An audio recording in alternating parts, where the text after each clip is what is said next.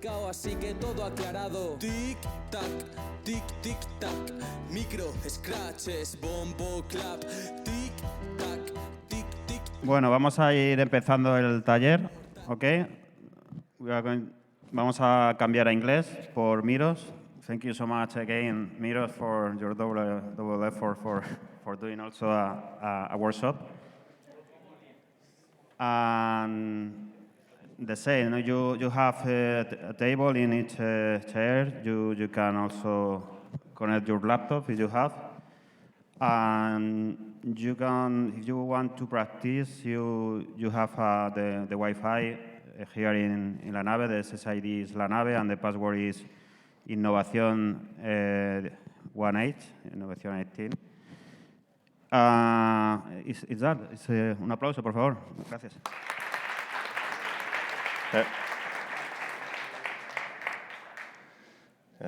Hello, everybody. So, if you want to practice with me, you can connect to this IP with that strange port here.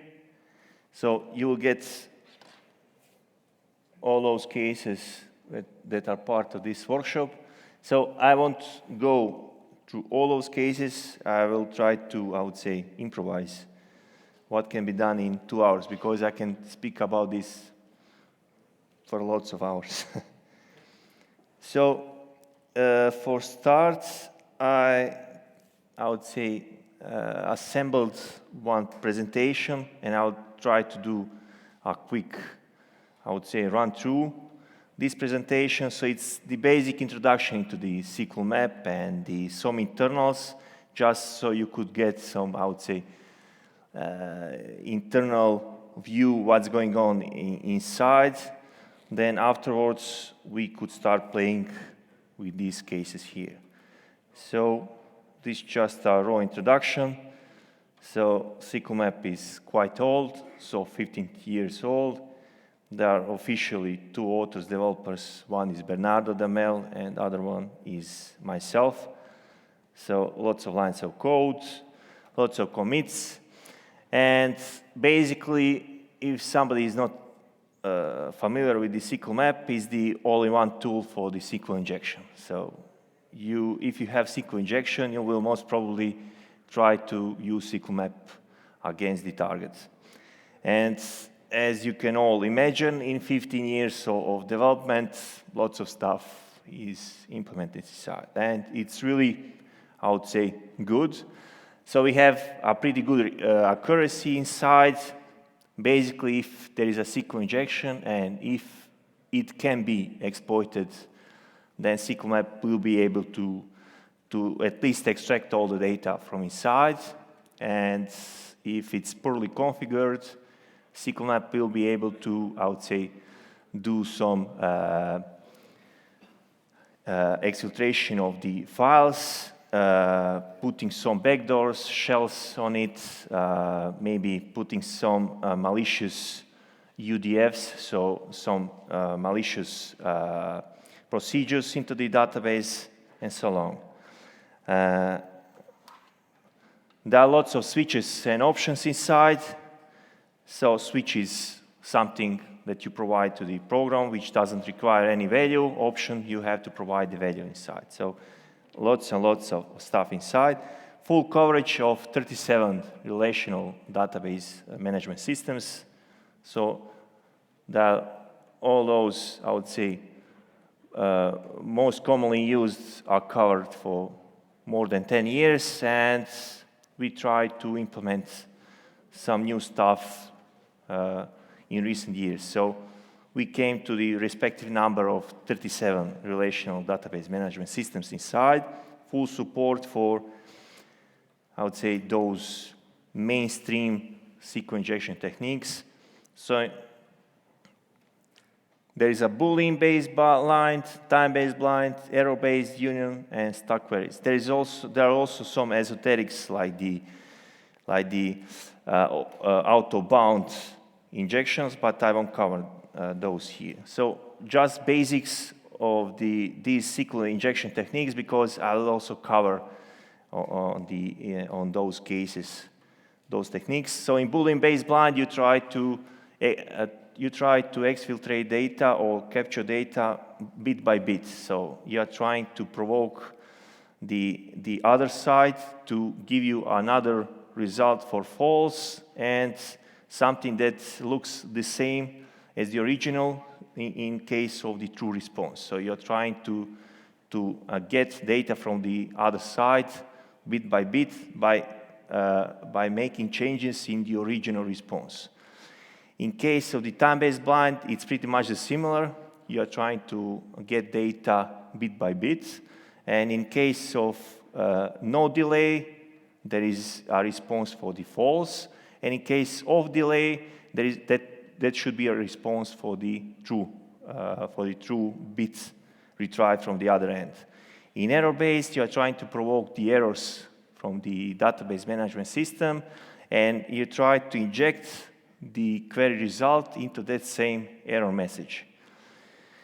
In union query-based, you are trying to use the union queries, so you are appending the union select queries to the original, I would say, vulnerable query, so you could, I would say, piggyback or to inject results of that another query into the existing query results. And in case of stack querying, you are trying to put any kind of SQL statement appended to the original vulnerable statement. So in this case, you can also do not only queries, you can also do inserts, updates, deletes, and stuff. So this stack querying is pretty important because without this stack querying capability, you won't be able to do anything more than the select, or I would say retrieval data from the other end. And these are basically the, I would say, categories of the capabilities. So database enumeration is the, I would say, most important one. So you try to retrieve all the data from the other end. In case of file system manipulation, try to read data or write data to the file system itself. And in out-of-band communication, you try to, I would say, get data as fast as possible in case that other usual techniques fail. So maybe, no, I don't have the slide for this. Just to not leave it in blank. So in case, for example, that only time-based blind is available, so that you need to wait for all those bits, there are techniques to retrieve data, for example, via DNS queries.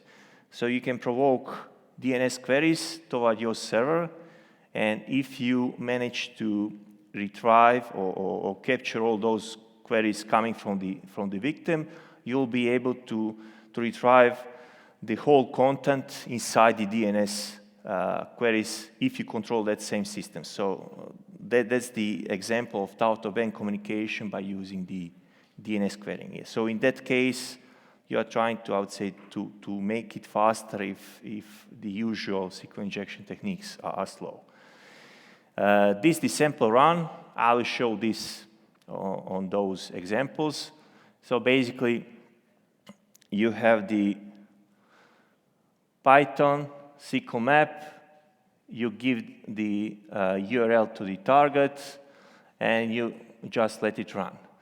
So basically, if you just let it run, sqlmap will try to find all the available, or I'd say usable SQL injection techniques, and it will focus, I would say, give priority to those faster ones. So here you can see that there is a Boolean-based blind, time-based blind, and union query techniques that are usable against this target. This target is really nice because you can access it whenever you want, even from your home, legally, because that's the test PHP target from the Acunetics. So I like to use it also by myself, because that's the fast way how to test the tool like the sqlmap. So if you run sqlmap against this target, you will get something like this. And this important thing to mention, so out of all those three, union query is the fastest because you get results in one request. So you put one union like this, union all select, and if you put here union all select username password from users, and if you just post it to the target, it should retrieve you the content of the whole table that you are interested into. So union queries are really fast, or I would say the fastest. Then afterwards, if this fails, sqlmap automatically tries to use the second by speed. So in this case, second by speed is the Boolean-based blind. So in Boolean-based blind, as said, you are retrieving data one bit at a time. And if this fails, it will try to use the time-based blind. So in time-based blind, it is pretty much the same as in Boolean-based blind, but instead of watching for the response itself or the response content, sqlmap tries to watch for the delays in the traffic response. So if there is no delay, that should mean there is a false result coming in. If there is a delay, it should mean there is a true result coming in. This is the sample vulnerable PHP code. So this is the, I would say, 101 of the SQL injection. So you have the query, simple query, selecting from users, where the parameter ID, so in this case is the get parameter ID, is, I would say, dumbly appended to the query itself. So as you can imagine, if the attacker can control this same parameter coming to the vulnerable target, he can inject whatever he wants into this same query. Now, I would say, as said, I will show you some internals into the sqlmap along those slides, just to prevent the, I would say, dull run on all those cases. So maybe you could learn something from here instead of just focusing on those workshop cases. So in case of Heuristics SQL Injection Techniques or checks, so sqlmap is pretty, I would say, wonderful tool because we focused on all SQL injection, I would say, planes or all SQL injection cases. So lots of tools are focusing only on this page, so where they try to heuristically detect whether there is SQL injection at the other end or not. But this is only the, I would say, first stage of the sqlmap run.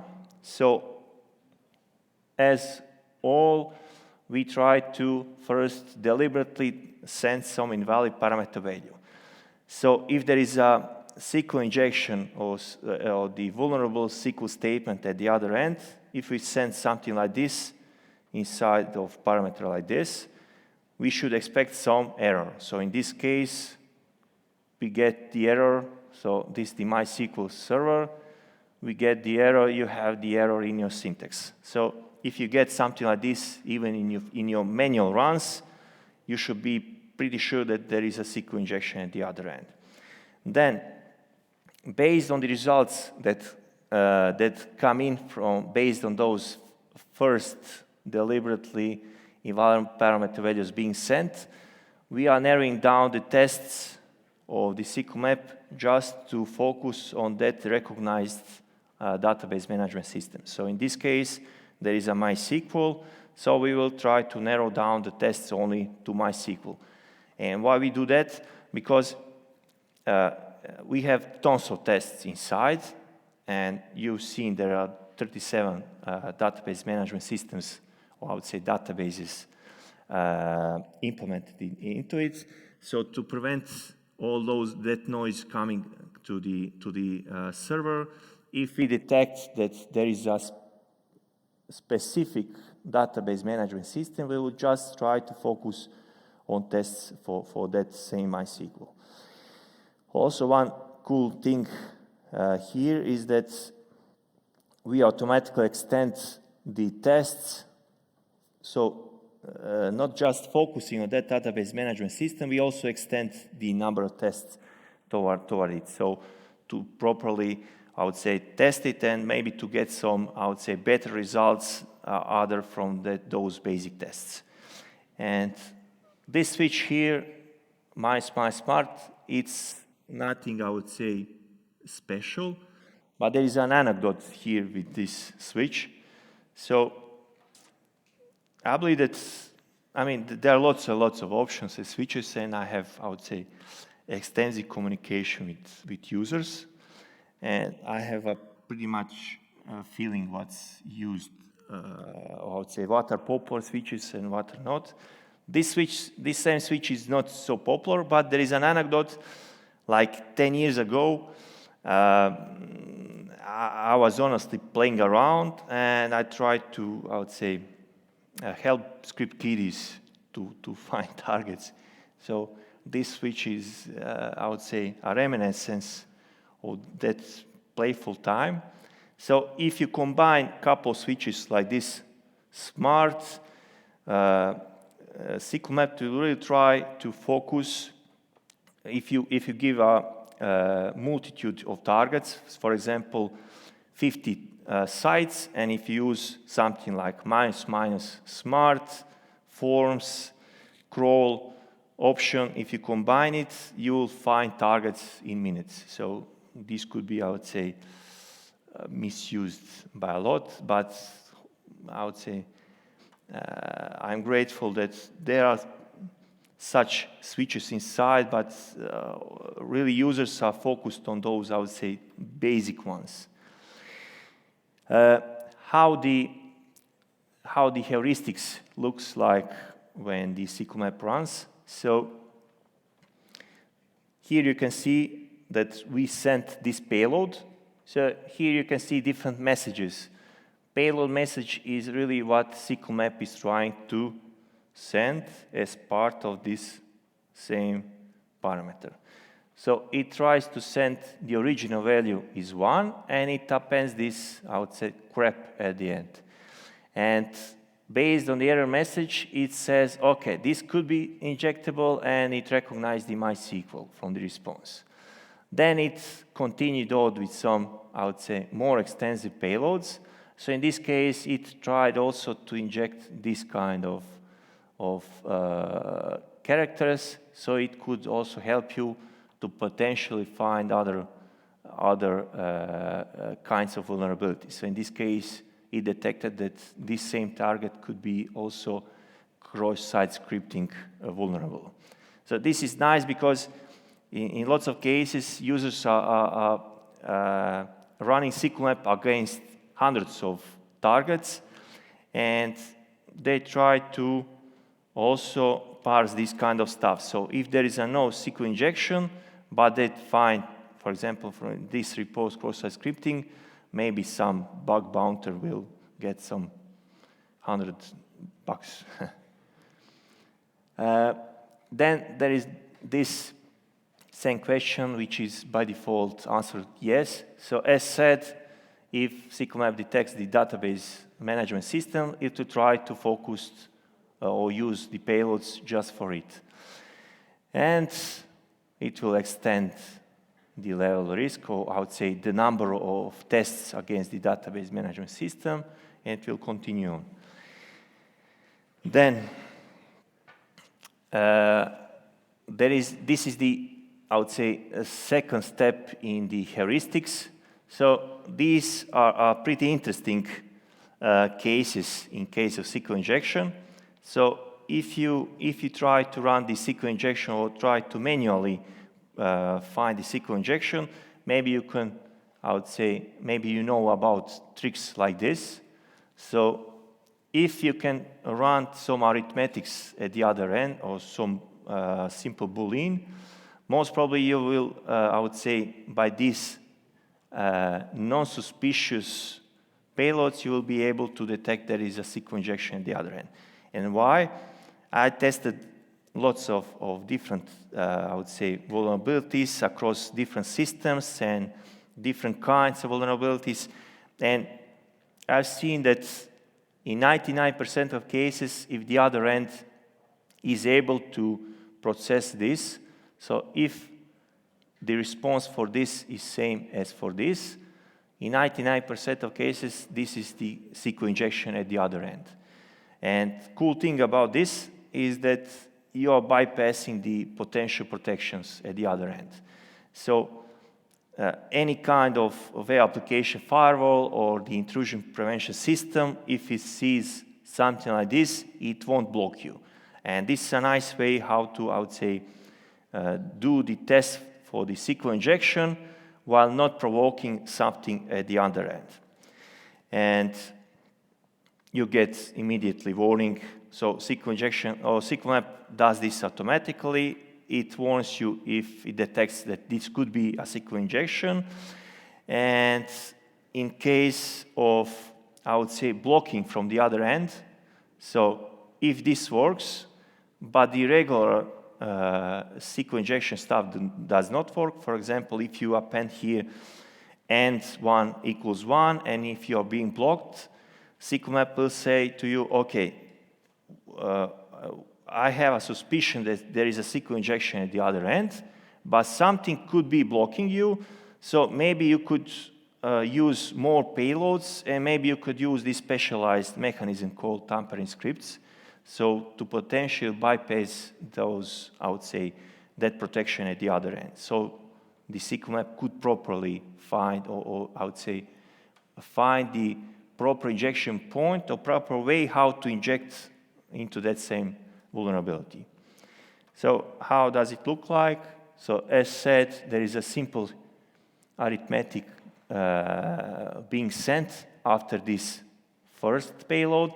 So if this same arithmetic value is evaluated to 1, so if the response is same as in case of original parameter value, it will say, okay, this could be really injectable. It will continue on with its run, and if it gets stuck, it will say, okay, maybe you could do something about it.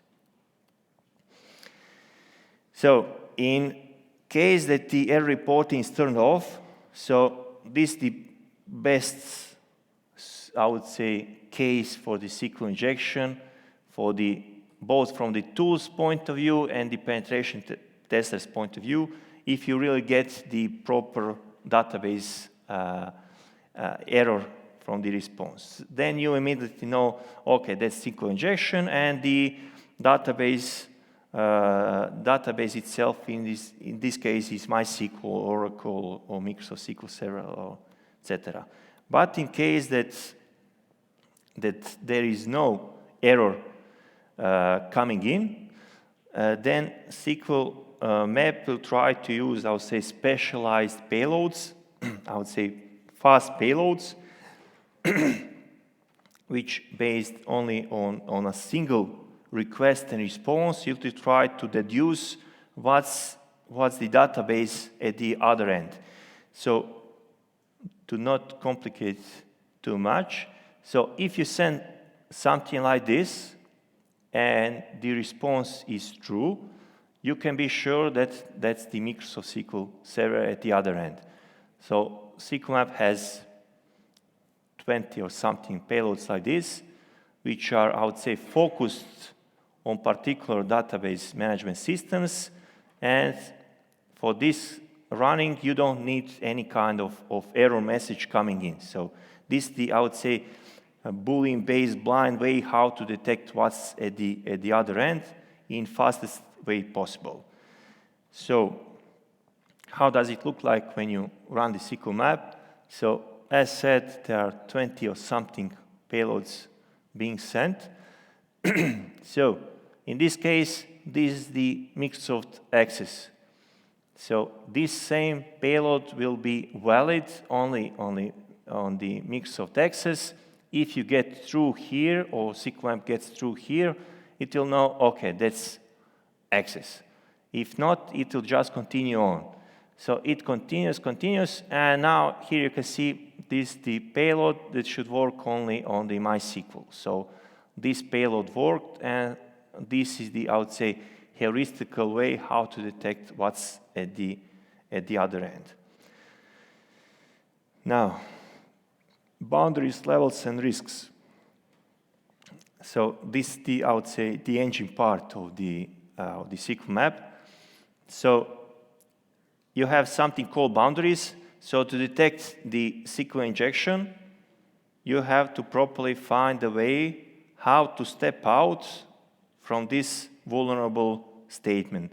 So here, this is the simplest one. So you just put here 1 and the 1 equals 1, and that's clear. But what about if there is a quote here or the parentheses or couple of parentheses?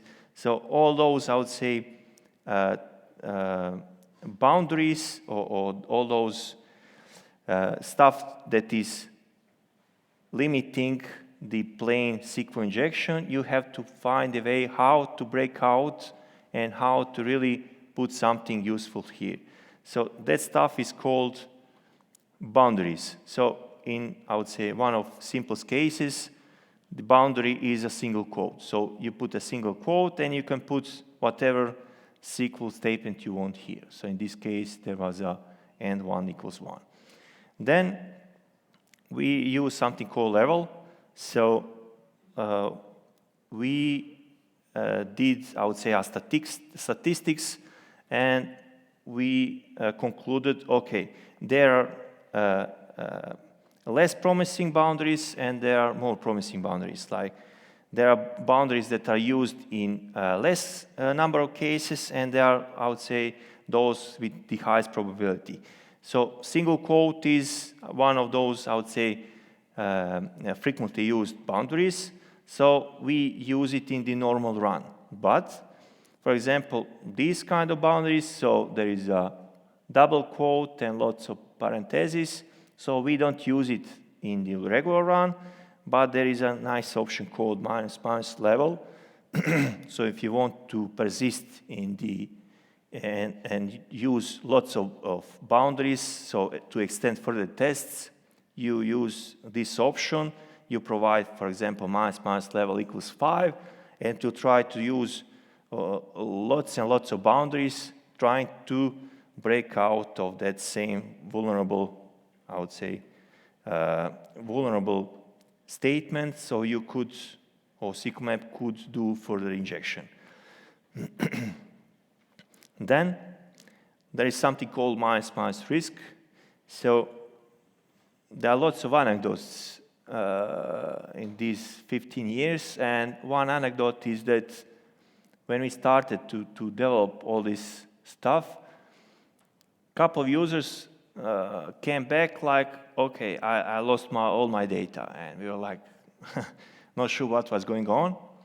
And before this option risk, we included all kinds of payloads by default.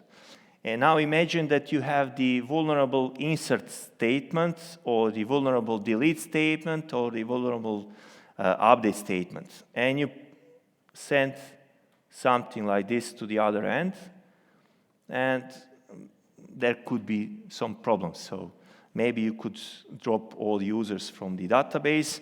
So we, I would say, hid these all Boolean-based statements just to prevent the havoc at the other end. But if user is, I would say, experienced and he wants to take the risk, he can make, I would say, he can use the bigger risk here and say, for example, ---- risk equals 3, and it will automatically use also those, I would say, more dangerous payloads. So it's not only about the updates, deletes, inserts. There are also payloads that are called heavy query payloads. So potentially, those queries could do the denial of service at the other end. So, for example, if you combine lots of huge tables in hope that you will provoke the delay from the other end, this could be useful for the time-based SQL injection. But the problem is that in some cases, it could do the denial of service because the server could potentially run it in some loop or something like that, in some join, and maybe it won't recover, and you will just, I would say, kill the server with some bad query. So to prevent this kind of stuff, we introduced this minus risk. So greater the level of risks, greater the number of testing cases. How does it look like? So here you can see there are lots and lots of different boundaries. This is not so frequent. So these are, I would say, less want to expect, but you can turn them on also in that with the minus level option. In the case of the risk, here, okay, I can see any troublesome payload. So this was only by increased minus level option. False positive detection.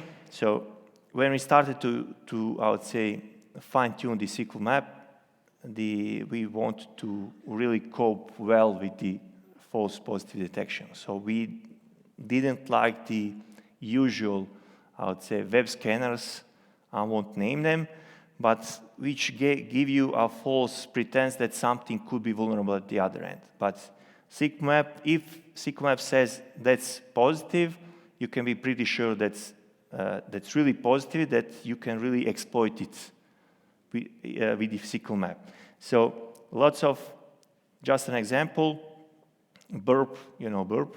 So if it detects that the other end has some kind of delay when it tries to do the test for the time-based SQL injection, and it gets one delay, second delay, it will say, okay, this is SQL injectable. And that's a problem. I have to deal with those users and go step by step and explain what's going on at the other end. So in case of the SQL map, it will really try to remove all those false positives. And the nice thing about it is that we use simple queries like this. And so we find the SQL injection, and in case of Boolean-based blind, time-based blind, those are pretty problematic. We do some heuristics like this. So here you can see we expect this to be true in the response. Here we expect this to be false in response. This should be false, true, and this should be some erroneous state. So if any of those fail, SQL map will just say, okay, this is false positive. And why? So if we send something that we expect to be true and it results with something that appears to be false, then you know that's false positive. Same here. If you send something that you expect it to return false positive and it gives you a true positive, like true positive is like something that appears to be the same as the original, then you know, okay, that's false positive. Also, there is this, I would say, special state, erroneous state. So in this case, you should not get true response at all, but also you should not get the exact false response. So there are some special cases when this really removes not all those false positives, but also those false negatives. I won't go into too much detail. Also, you can see here, this is unrelated to this. So here we can see some basic stuff within parentheses. So here we are checking whether something is being filtered at the other end. So here you can see that parentheses were not used. So those tests passed.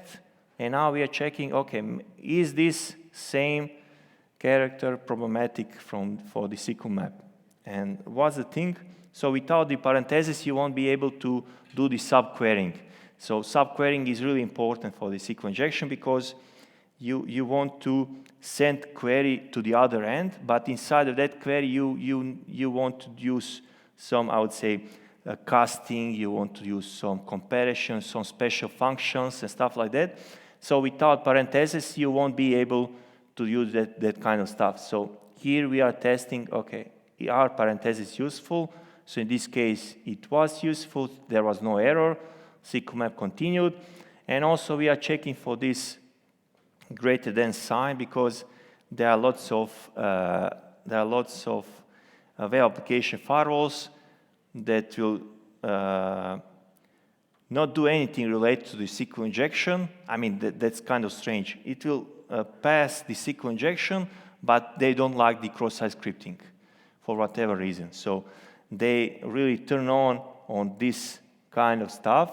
So here we are trying to really check whether that same character is blocked, because it's really important for the SQLmap to be able to run. If it's blocked, there is a way how to I would say bypass it. So instead of greater than, you can use some between operators or like or something like that. This is the example of the false positive.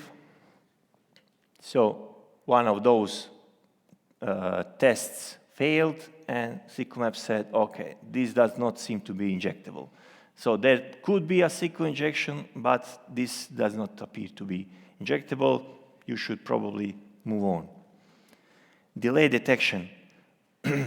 So as said in the introduction, in the time-based SQL injection, we are trying to get data in bit by bit by checking whether there is a delay in the response or not.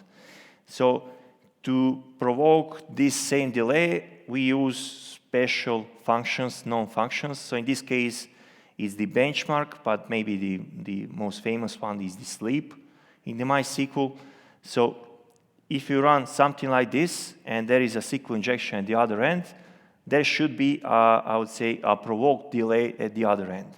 And by using this same provoked delay, you can, I would say, extract those bits from the other end based on those delays. And now the problem is how to detect whether something was delayed or not. And this is something that is unique to the SQLmap, because other engines do not use any kind of statistics or anything. They just blindly check whether there was a greater than 5 seconds, for example, delay. If there is a greater than 5 seconds delay, that's true. But what about this case, for example? So we have the derivative delay of 1 second. We have the normal response time, which is quite slow. So there is some network latency inside. And what to conclude with from the 1.5 second response. So other tools are not sure what to do in these kind of cases, but we use statistics. So if you have run SQLmap till now, then maybe you have found out that there are lots of some, I would say, testing payloads being sent to fill this statistical curve. So it said I have to check for statistics at the other end. So SQLmap tries to send, for example, 20 normal requests, and based on those normal requests, it calculates this curve. So this curve here, everything in between is normal. So everything also around this mean is normal. But if we get the response, which is, for example, 7 seconds, and this is 3 seconds, 3, 4, 5, and we get 7, then we know, okay, this is the delay. This is something outside of this bell curve. I won't go too much into the details here, but we use, so there is a mean, there is this standard deviation, and if it's +7, so if it's outside this space, we know, okay, that's a deliberative delay at the other end. So SQLmap tries to learn what's normal, what's not normal. It sends a couple of those dumb requests, and it accordingly adapts according to the detected latency. So if there is a huge latency going on, so if the normal response is quite slow, it will try to provoke bigger delays with the bigger, or I would say, number of seconds. So if there is a big latency, so big delay, SQLmap will deliberately send some, I would say, huge delays because just to go outside of that curve.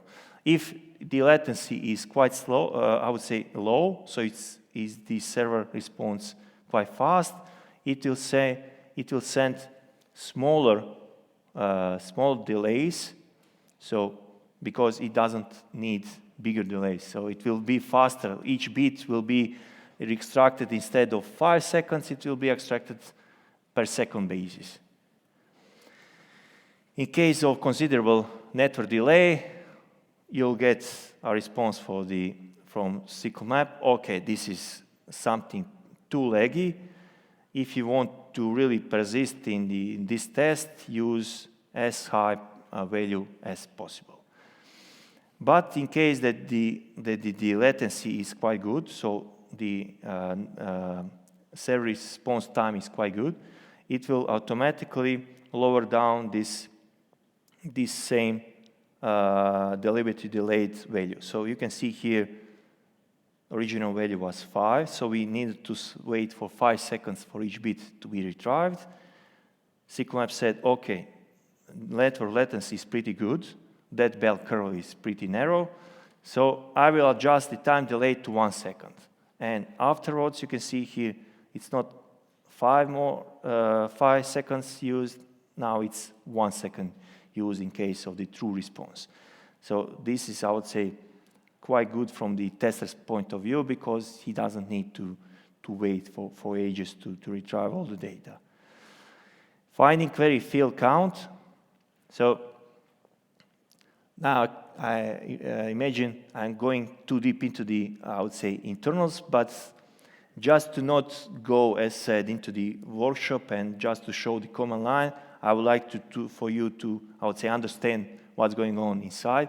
Because from my experience with the users, I know that it's easiest to just say to them, okay, use this switch, this option.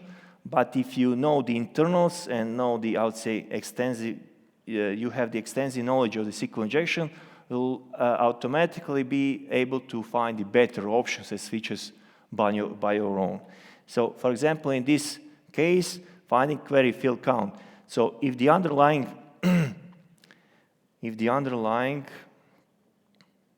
SQL injection, so vulnerable SQL statement, so if this user has, for example, 3 columns, ID, username, password, so to use the union select statement, just a second to find it. So to use something like this, which is pretty fast, you really have to know what's the number of those columns inside. So if there were columns ID, name, surname, you have to know that there is 3 columns inside. So you could use union null select. Here there was 1. For example, union null select 1 null, second null, third null. So you have to use the proper count of those columns in the union select. And to find it, sqlmap uses a trick called order by. So if the underlying SQL statement has, for example, 3 columns, and you said order by 9,664, like order by that huge number, it should say, okay, that's an error because I don't have that number of columns. But if you send something like order by 1, and you know that there is underlying statement has 3 columns, it should play well. Like, okay, I can do order by that column because it exists. So by using this trick, you can find out what's the underlying number of columns. So here you can see sqlmap tries to send some big value, for example, 10, and the other side says, okay, that's an error. I don't have that number of columns. It says 6, okay, there is an error. It says send 4, there is an error. It says 1 less than 4, there is 3, okay, that's okay. So now we know, okay, 1 bigger value is error, and this one is okay. Now based on this, we know, okay, underlying query has 3 columns inside. And good thing about this is that you can based on this knowledge, you can properly use that union-based SQL injection. And why is it good? Because it's the fastest. So if you are able to use union, you will automatically be able to retrieve the whole table content in one single query. Then, in case of that order by does not work for whatever reason, SQLmap will try to use the brute force way of finding the number of columns. So this is how it looks like, that brute forcing. So this failed for whatever reason. Then SQLmap will try to use some brute force. So there are like 10, 15 different requests being done here. And what's going on here? So if the underlying vulnerable statement has 3 columns, only this same request will respond in some, I would say, non-erroneous response. All others should respond with some error or some, I would say, something that looks like being provoked by some erroneous state. So what's cool here? Cool thing is here that we can also use that same statistics as was used in the time-based SQL injection. So if you put this into this bell curve, only one should stick out. So everything should be normal, and by normal I mean normal state should be error, but only one of those should stick out as non-error and should be outside of that same curve. So if you compare results for all those, just to show you, we can try it on one case. So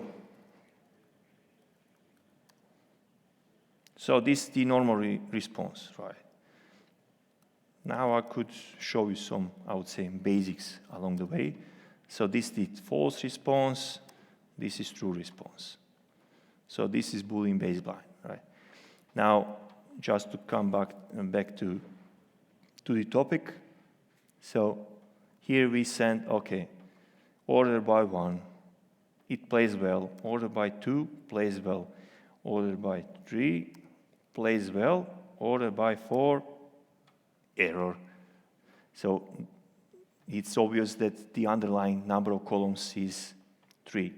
So now, just to show you the other stuff, so with the union or select. So here we send 1 null, we get this error.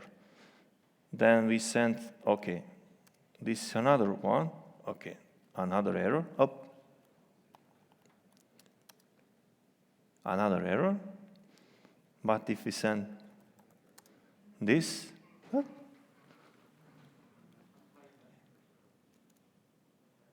okay.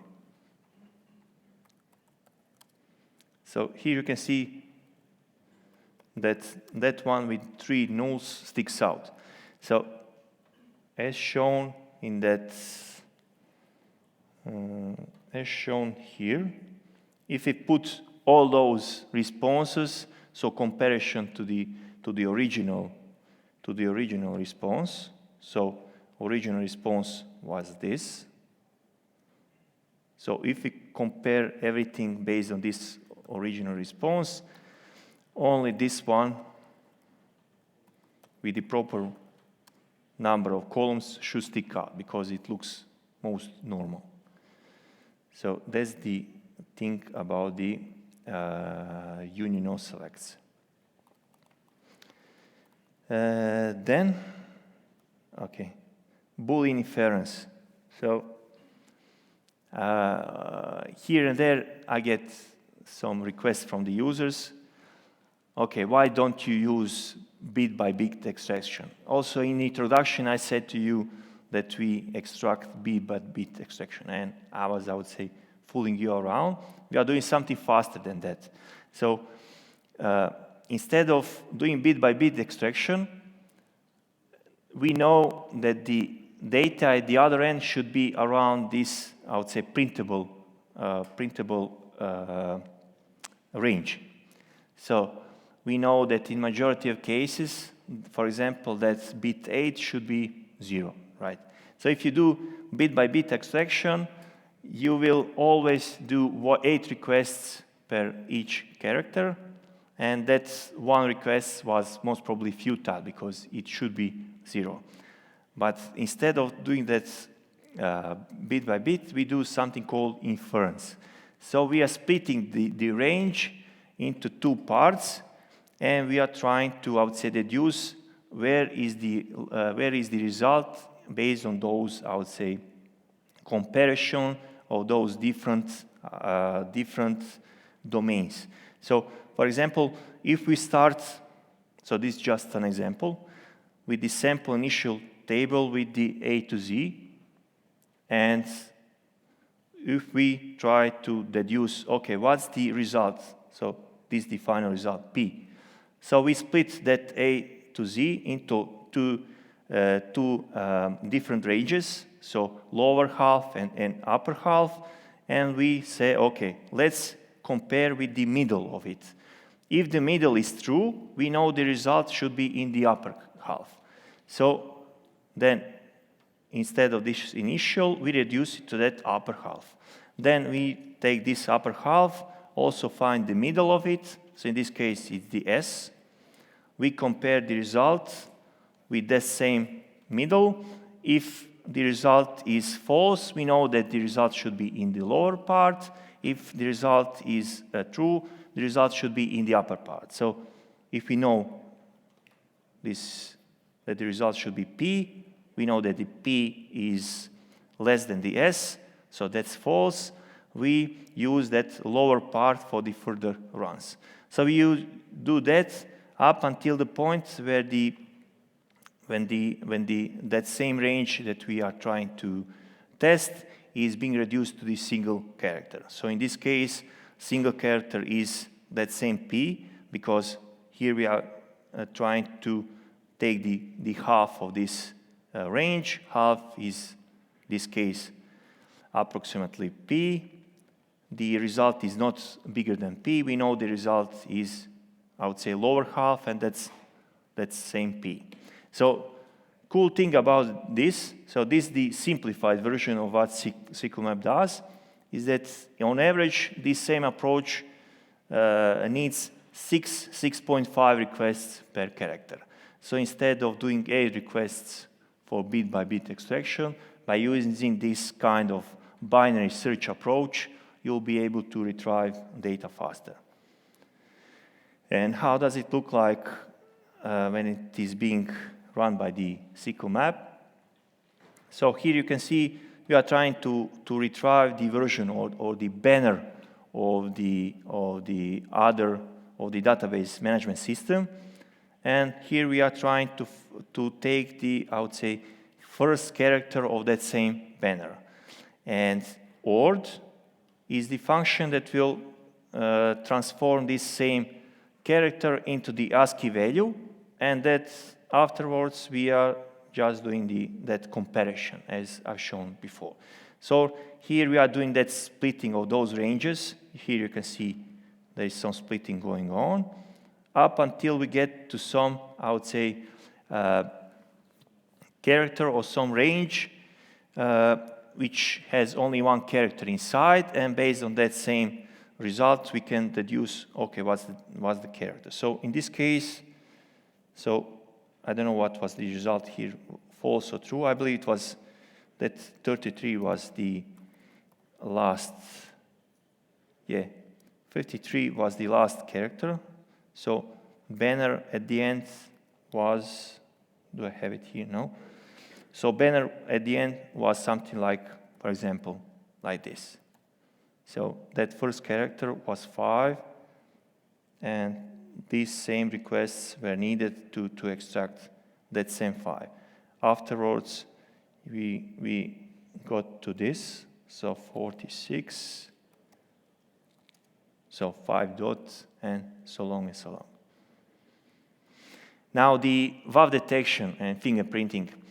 So currently we have over 80 different WAF recognitions inside the, I would say, function to recognize different protections inside the SQL map. And the nice thing is that, honestly, I found this same payload. So it was like more than 10 years ago. Inside the nmap, one of my friends used something like this. So you are sending something that looks like the attack. So WAF doesn't care about the context. It just wants to see whether something is suspicious or not. And this is overly suspicious. So if you send something like this inside any part of the request, if there is a protection, it will most probably block you. So based on just one request toward the other end, also if you do this manually against some kind of protection, you should get some erroneous response. Why? Because here you have the SQL injection, cross-site scripting, you have some code execution, you have some path traversing. So this is something that looks really, really bad.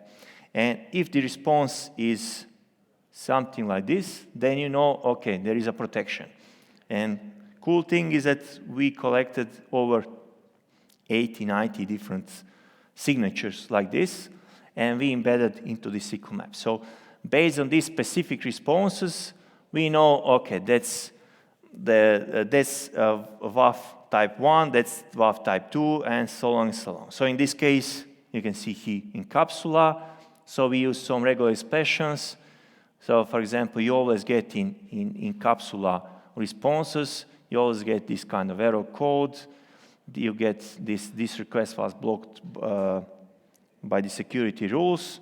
We have put this into the regular expressions. I could show you.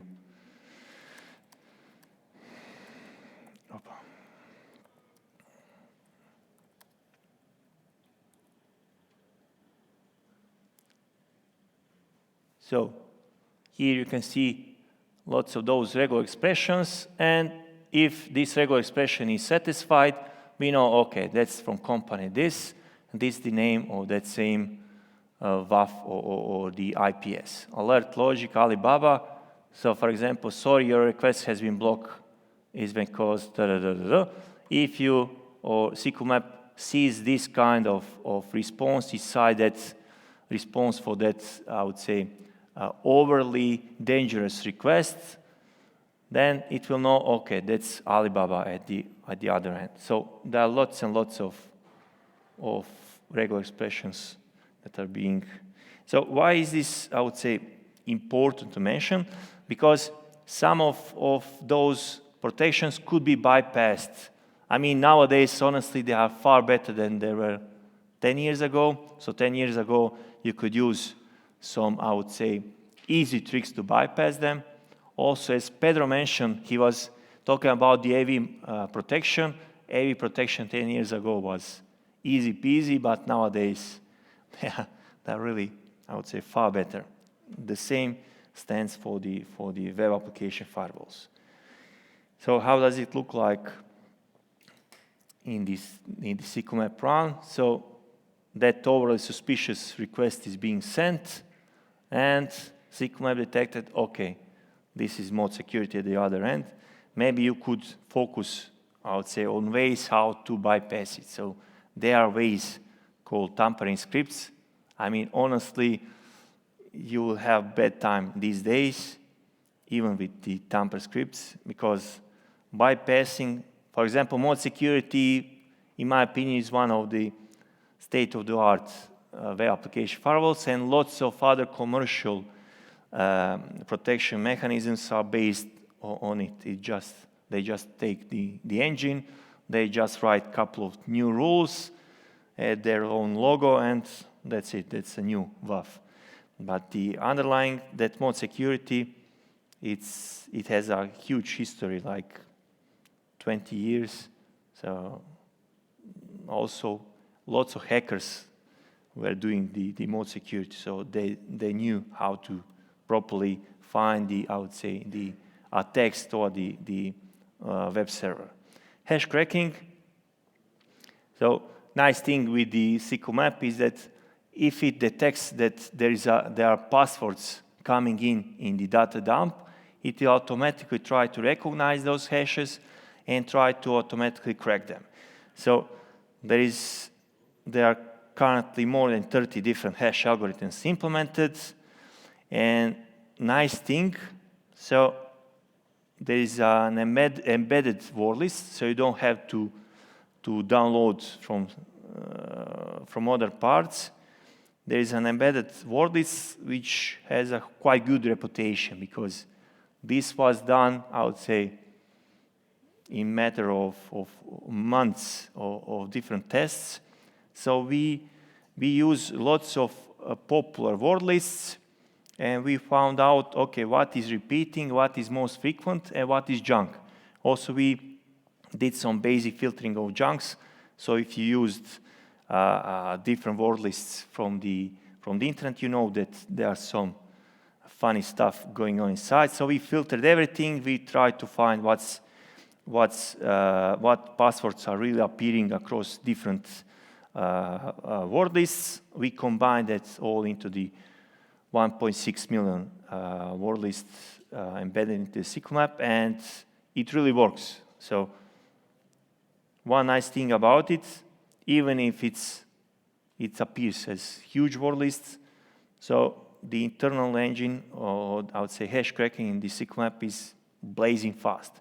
So in my SQL case, under 10 seconds will be enough to go through the whole dictionary and to find or to crack all the passwords inside. How does it look like? So it will say, okay, I found some hashes. Do you want to use dictionary-based attack?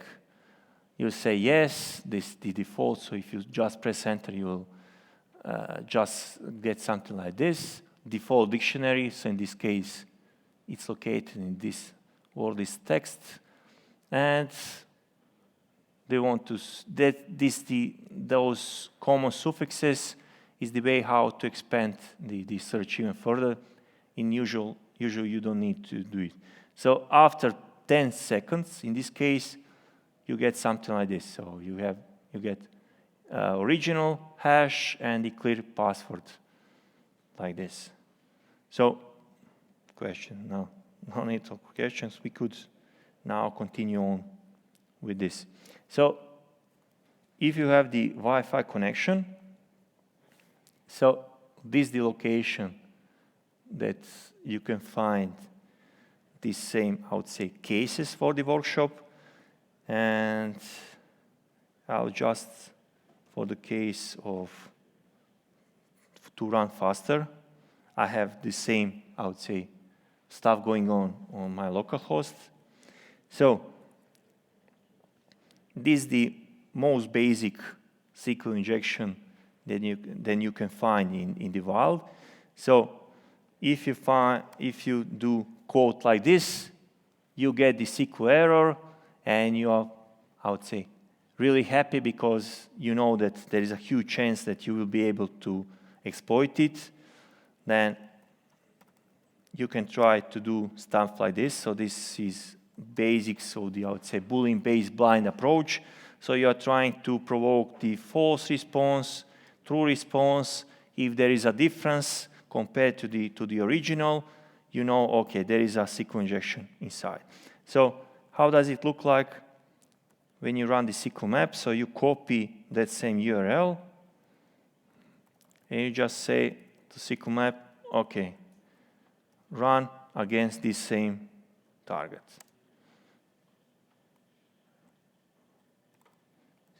Okay, it went slightly faster because I ran previously against it. So flash session says, okay, run everything from scratch. So here you can see it found the error-based, Boolean-based injection. Now you can see the delay here. So After the delay, sqlmap says, OK, this could also be time-based blind. And at the end, you get the huge list of payloads that worked. So if you want to, I would say, research or I would say manually try to find out what's going on, you just copy-paste these payloads. For example, in this case, I copy-pasted, I changed. You can see this is true, this is false, right? So in case of the error-based, if I copy this, if I copy this payload, and if I put it into the browser here, you can see what's going on. So we get the error, and inside the error, we deliberately put the response that we want. So this is boundary, but not boundary that I mentioned in the testing cases. This is the boundary for extraction of useful data from the error messages. So here we enclosed the query result with the start mark and the end mark. And everything in between, we can parse and say, OK, this in between is the result. So here we could, I'll show you later. But here, everything around this error-based injection is that we are trying to inject into this same spot here by using this, or I would say adjusting this original payload. In case of time-based blind, so if we copy this same payload and run it like this, you can see it's running, and now it's over. So if you go to this, for example, if we are trying to find out what's going on, so we have sent the same request, it is running, and here you can see that it took more than 5 seconds. It took, just a second, where is it? Timing, waiting 5 seconds. So you can see we deliberately sent this sleep 5 to the other end, and it's really, we provoked that same delay. So based on this finding, we can be, I would say, sure that something at the other end was triggered. Union query, so if we copy this,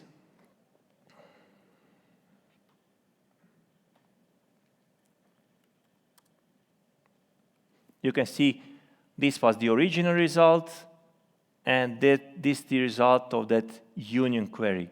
So we appended some stuff at the end, so it appears as junk because it is a junk.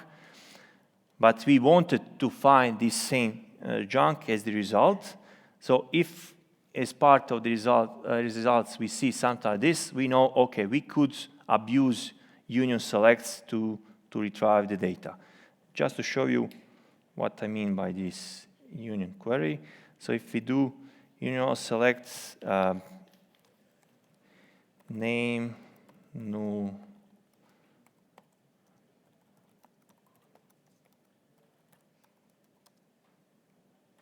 so here you can see we retrieved all usernames just by appending that union select.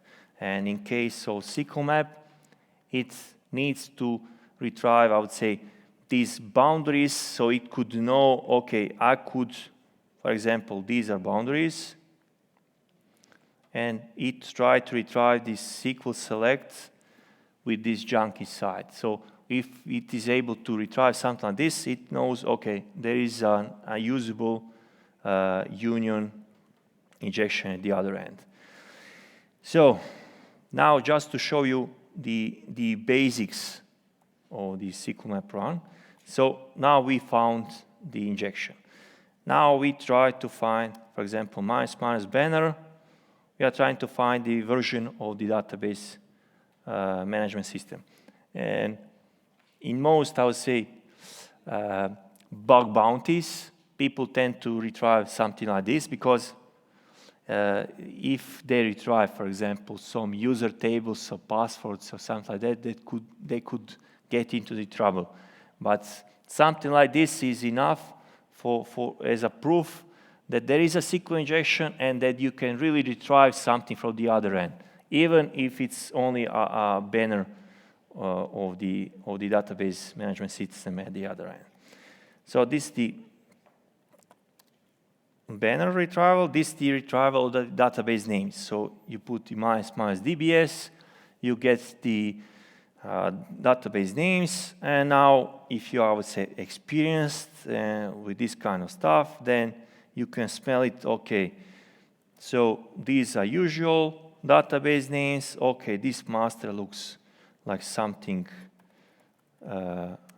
interesting. So you are trying to retrieve, okay, tables from that same database. So we retrieved log international users. Users look quite, I would say, tasty. So you do something like this. So you put, I want to dump. So I want to dump everything from the database master from its table users. Let me press enter. sqlmap will automatically retrieve and it will do some hash cracking if there are hashes. In this case, there were hashes. You've seen it was quite fast in the password hash cracking. Here you can see for example, password hash. This is the plain output. Plus password hash, plain output. So these are column names, ID, CC, name, email, phone, In most situations, you'll be interested in something like email name and password. So you have email names, usernames, and you have the password hashes along with the correct versions. So this is I would say, the 101 of how to run the SQL map. So now, if we go back, so I'll now try to show you some, I would say, specifics. So this should be, I would say, the educational workshop, how to show you some parameters and options if you haven't used them till now, how to properly use them in the SQL map. So imagine that you have some form, like the Google.com form, and usually those forms, when you send data, they are being sent inside the post body. So not inside this, okay, in this case it was get, sorry, but usually it is being sent inside the post body. So if you don't have the case, like in case of the case 1, ID equals 1, so if value is not being sent as part of the URL, but is part of the post body. So in this case, case 2, the other end is trying to get the data from the post body. And you can specify it inside the SQL map by doing the minus data. So if you do something like this, you will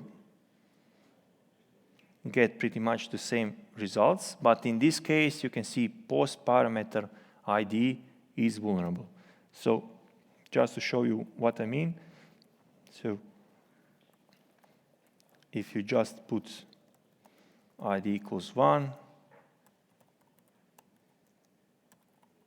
so in this case you won't get anything. So on the other end, in this case, expected minus data. And now just to show you one trick. So for example, so that's that page I also like to abuse. So nice trick with both with Firefox and the Chrome, I'm not sure about the Edge, is that if you do something like this, if you do request, you can see in the network tab, you can see what has been sent to the other end. So in this case, it was post. You can do copy as curl. And if you use that same curl and just replace it with the SQL map, it should run.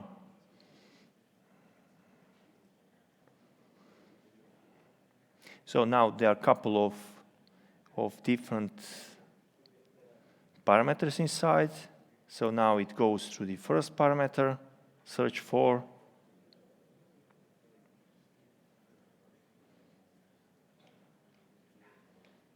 Okay, there is a delay. Honestly, I don't know whether there is a SQL injection now or not. We will see.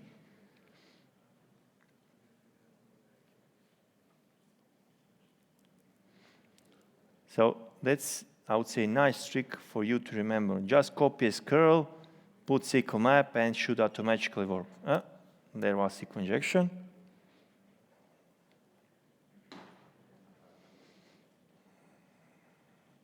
There is a check if it's false positive. So this is important, especially in case of time-based blind and the Boolean-based blind.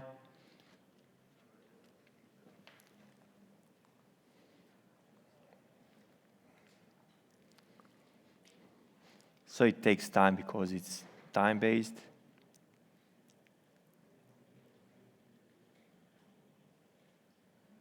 So if you have never run SQL map or you have never done anything with the SQL injection, now you can feel the pain when you get to the time-based blind SQL injection.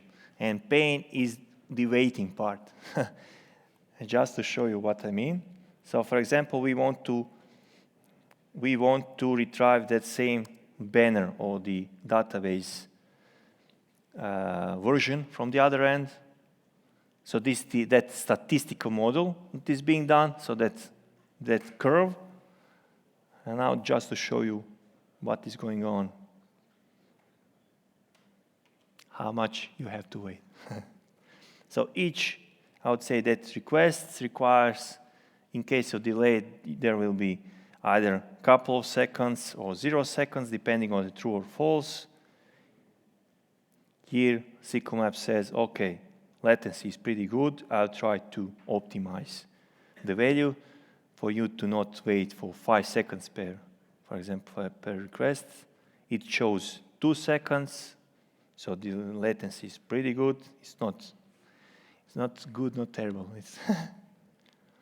So here you can see 8 is that first character, and you had to wait 30 seconds something.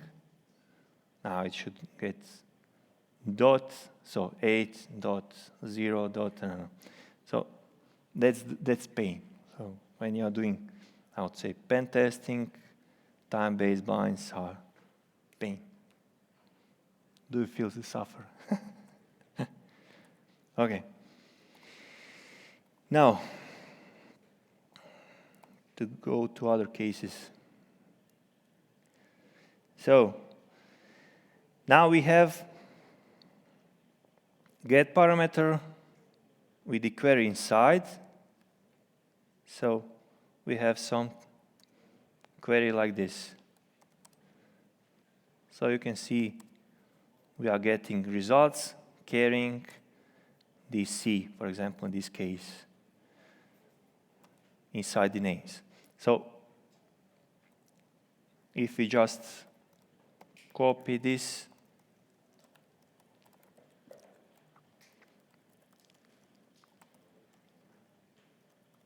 into the SQL map. Now, just to show you one thingy. So myself also, when I do lots of testing, there is a nice option called minus technique, where you can just specify what you are interested in. So to just keep all time-based cases, if you do something like minus technique BEU, SQL map will spare you the trouble of all those waitings for the time-based SQL injection. So it's really nice that we didn't wait in this case. So what I wanted to show with this case, So here you can see there is a different boundary than in previous cases. As said, some cases require some simple boundaries. In this case, it was, I would say, more complex. It's not too complex, but we had to use this kind of percentage sign with the single quote. So for sqlmap to really be able to find it, it has to go through all those boundaries. And just to show you what it does and what I mean by that. So here you can see lots and lots of boundaries. So for example, this prefix and suffix are actually those, I would say, parts which are combined into that boundary which is being sent to the other end. So in this case, this same boundary has higher level value, so it is not being run by default. Default ones are those hidden behind the level 1. So these are the most frequent ones to be expected, so sqlmap runs them by default. So this is the empty boundary. This is the boundary with the single quote and the parentheses. Then some dummy end statement is done appended to the end. There is a single quote with some end dummy statement appended to the end, and so on. While I can show you some exotic ones, like 5. So in majority of cases, you won't see these abominations. So where you have to put the where inside this prefix to be able to run the SQL injection itself. So to spare the user the whole waiting and to not send tens of thousands of requests, this is hidden behind the upper level values. So if you want to, I would say, abuse sqlmap as much as you would like to, you can just put here minus level equals 5, and it will include all those boundaries and send them as part of the request to the other end. Now,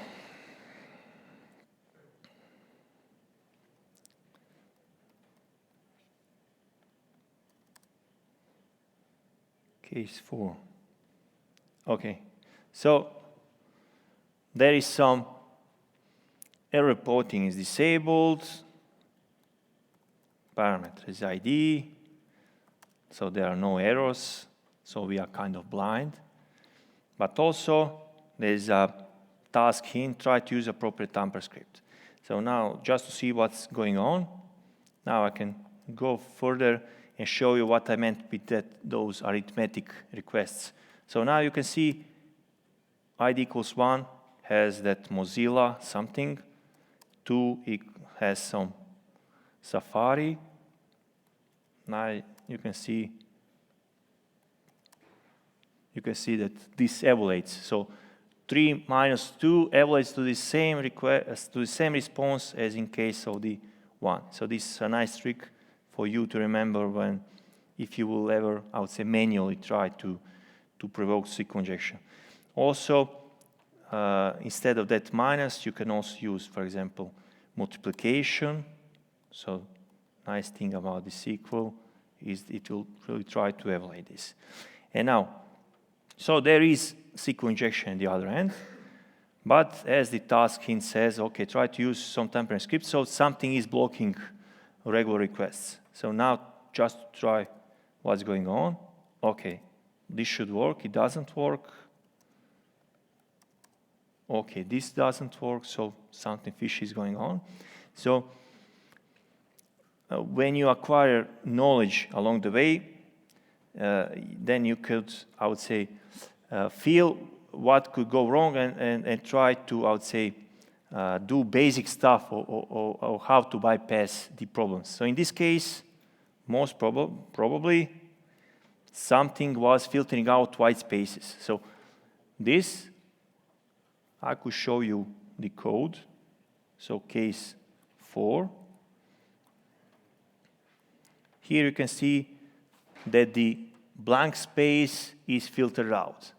So it is just being shrunk. So to properly use this injection, we have to use some, in this case, MySQL commenting. So here I'm just trying what will work, what should work. So if we try this, okay, we see indeed this comment trick did worked, and the other end appears to be MySQL, because MySQL is one of those that I would say evaluates those comments, and it evaluates them to spaces. So now we know that we can abuse this SQL injection if we replace those, I would say, regular spaces with the proper temper script. And now to show you what I mean by the proper temper script, so there are 68 temper scripts, and just to show you some of those which are, I would say, candidates here. So this same temper script called space to comment will be able to replace all those white spaces with those comments I've shown you. But also there are cases like space to dash, where you can see here that this special comment is being sent, and this same comment will be evaluated to the new line, and this same new line can be, I would say, be used, or I would say, it can replace the original white space. So the other end will, I would say, properly evaluate this to something as the white space in between. But just to come out to that basic one, so space to comment. So to show you, so this is the regular run. So we have this original. This one I would say important thing to say. You've seen that I have removed that same injection attempt.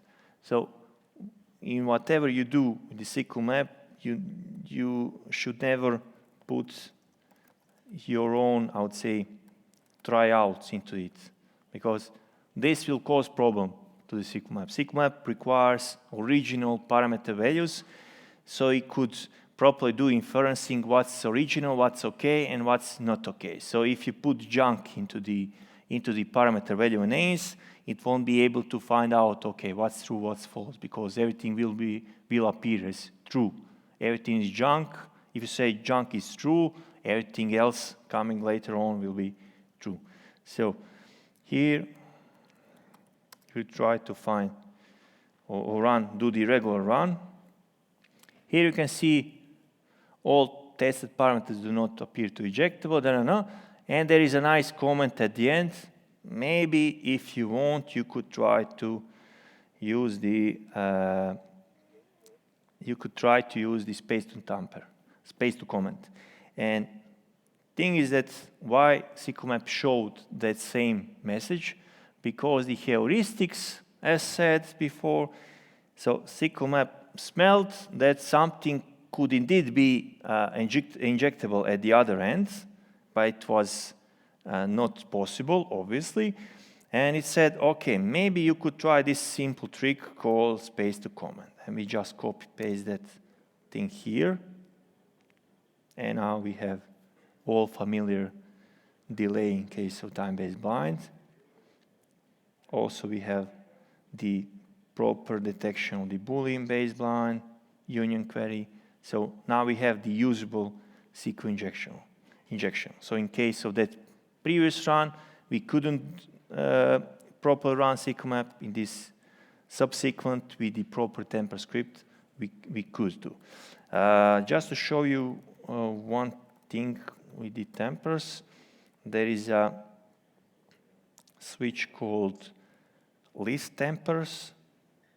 So if you put -" list tempers, you will get all the temper script names along with the show description what each of those do. So, for example, between is one of those important ones.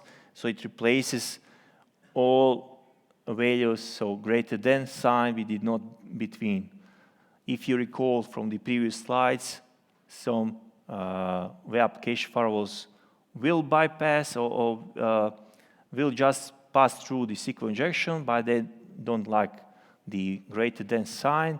Then you can use this same tamper between to use this simple, I would say, replacement that will work. X forward F4. In some previous cases, long time ago, if you have put the fake X forward F4 like that from the local host, maybe you could do some bypassing, but that's, I would say, purely for education purposes. But if I could, I would say, pinpoint a couple of those important, that between and the space to comment are the most important ones. Then, to come back to the cases, so, okay, so there is some character escaping here. So, normal one, the normal run goes like this, and 2 equals 2, for example. Okay, this works, but this, for some reason, does not work.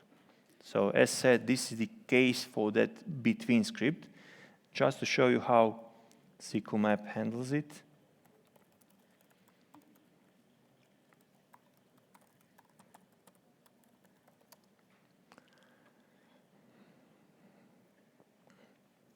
Okay, it manages to find something.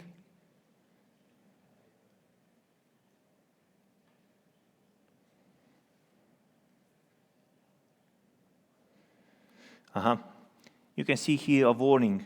It appears that the character bigger than is filtered by the backend server. You are strongly advised to rerun with the tamper between. Just to try out if we could retrieve some data without that same. Now we have a problem, right? We didn't get the expected result. We got some empty values, while we got a nice warning from the sqlmap in case of any problems, try to use the tamper between. So now we'll try to rerun with that same tamper, and here we got the results. Just to show you what's going on.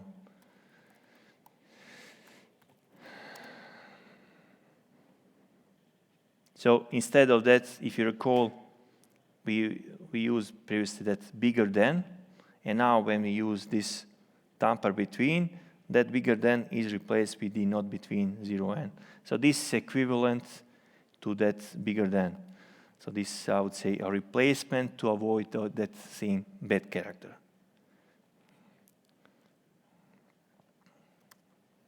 So, case 6.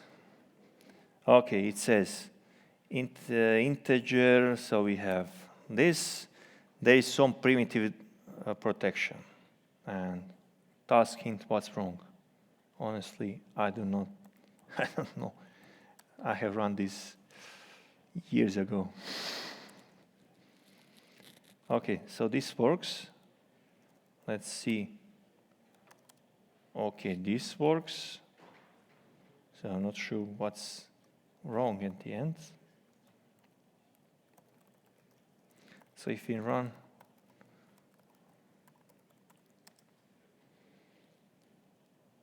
okay, something is wrong. It says stability of page, lack of content, So something could block us. It seems that something is really blocking us.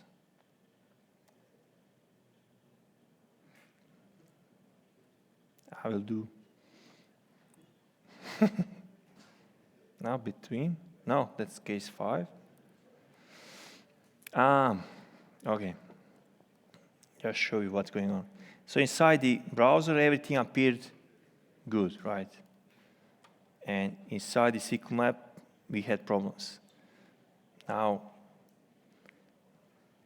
as I didn't recall this same case, So here we have some primitive protection based on the user agent. So if it detects malicious user agents, it will just block you.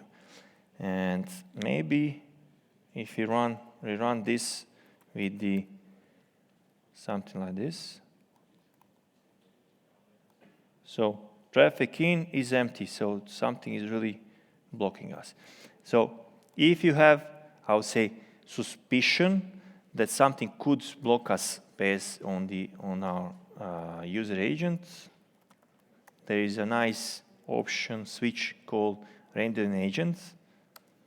It will try to mimic some browser around. So there won't be any sign of the SQL map inside. And now you can see that SQL map miraculously worked, while previously with the default user agent, and default user agent, I can show you, default user agent is, I would say, obviously coming from the SQL map. So just to show you that same primitive protection. So here you can see the scripts. Okay, says if there is a user agent with the SQL map, usually there is a bunch of bad keywords inside. And if the web application doesn't like those, I would say, agents, it will just die. It will just give some erroneous response. So in those kind of cases, so after, as said, those tampering scripts, if you feel that something is funky inside the browser, it worked, but a regular run did not work, you could try to include that same random agent. Maybe you could bypass the protection itself. Then, so now to show you how to properly exploit some cookie values. So I've shown you, so we used data for the posts, we used these get parameters inside the URL to exploit the cookies. To exploit the cookies, we use this option, minus cookie. So just by putting minus cookie up, I'll need to explain what happened here. What? Just a second. Call equals ID. Okay.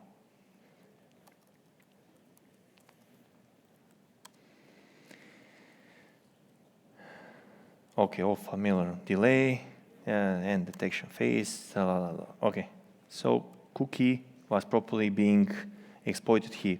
So now to explain what went wrong here. So by default, SQL map does not test cookie values. Why? Because it wants to reduce the number of requests toward the server itself, so it could find the SQL injection in least possible time. So in this case, we had a special case. So we wanted to exploit the cookie.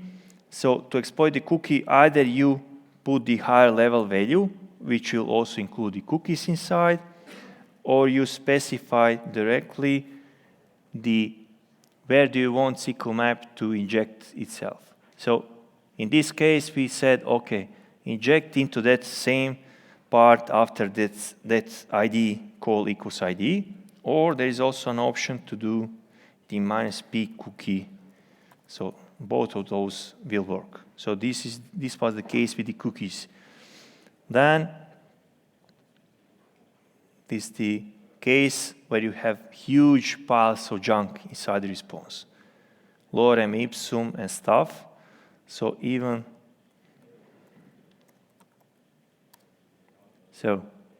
results here are somewhere in between. Here. So you have huge piles of junk, and results are really, I would say, small part of the response. So if you try to run SQL map against this stuff, it will have trouble, honestly.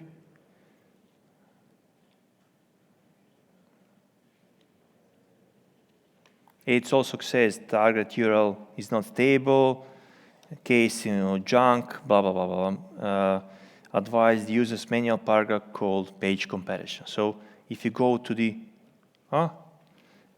it just see whether, maybe it will manage.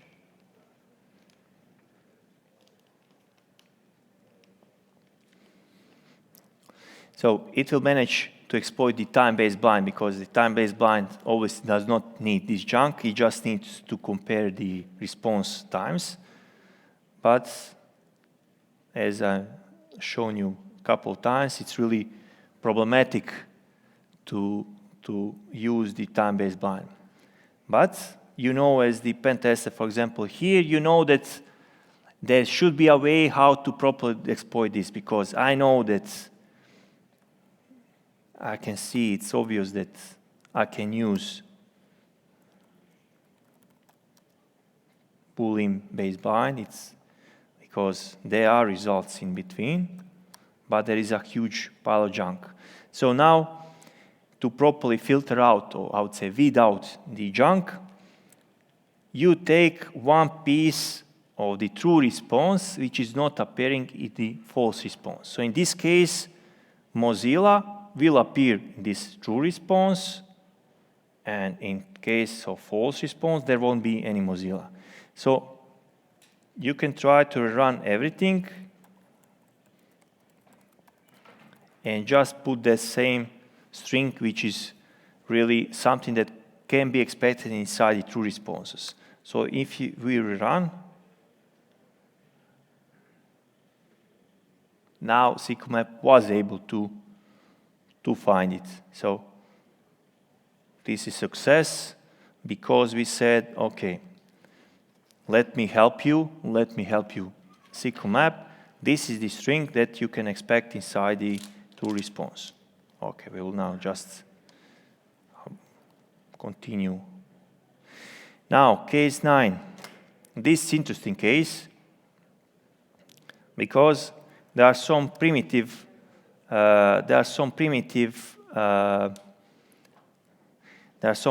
protections embedded inside the web applications, which expect, just to show you, for example, in this case, it expects parameter value hash to be the same as the SHA, for example, in this case, SHA-1 of the parameter value ID. So SHA-1 of that value, hex digest. So if we copy this, it will work. And now that's a problem. That's a problem from the tool's point of view. But inside the sqlmap, there is a mechanism to bypass this. So this is the original. Always use original values. So ID equals 1, hash equals that. Then there's an evaluation mechanism which gives you capability to automatically adjust, or I would say dynamically adjust, the parameter values during the runtime. So in this case, we know that the parameter value hash is the same as this. So here we have the eval, SHA-1 of the parameter ID is being put into the parameter value hash. And if we run sqlmap with this, demo gods, just a second. Hash lib, I know.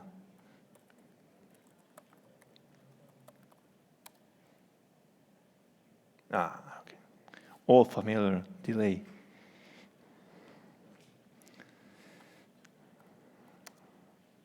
Okay. So now it works. We don't have much time. So I would say this is the workshop for, I can speak about this for 5-10 hours.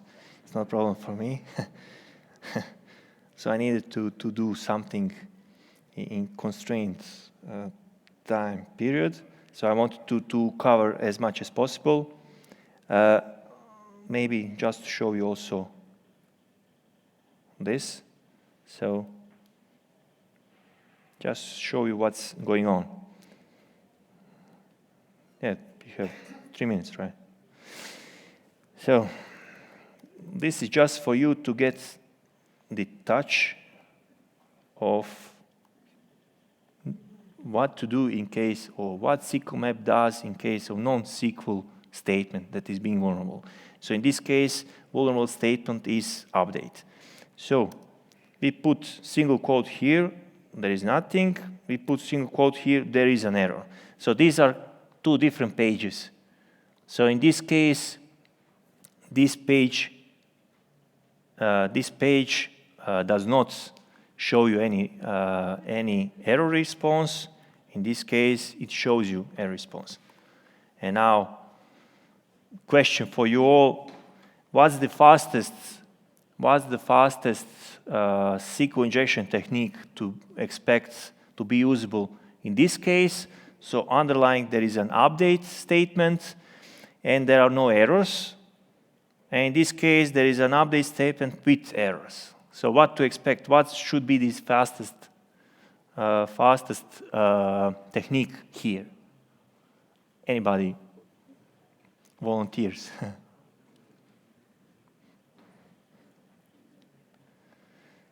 Just to show you, or I would say to give you a hint.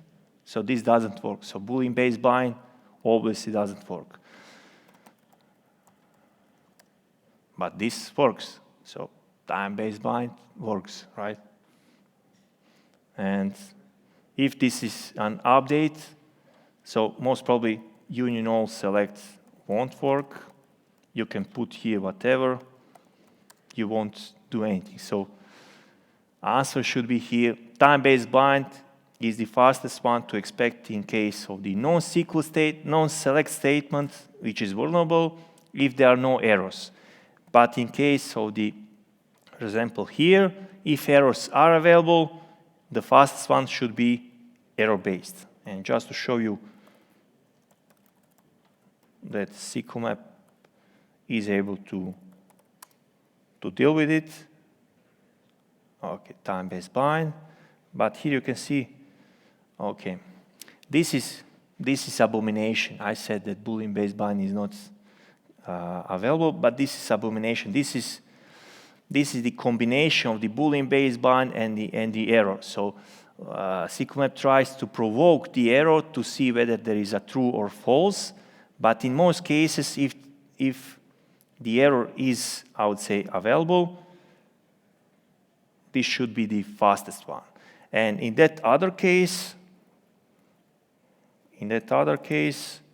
you should expect only this all familiar sleep payload.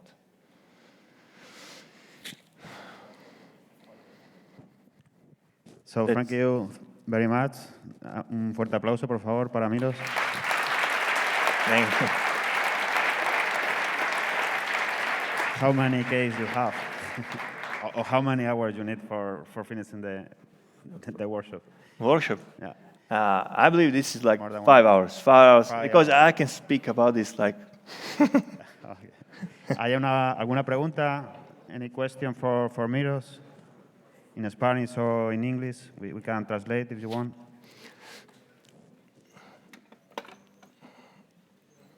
¿Ninguna pregunta? It's clear. Yeah.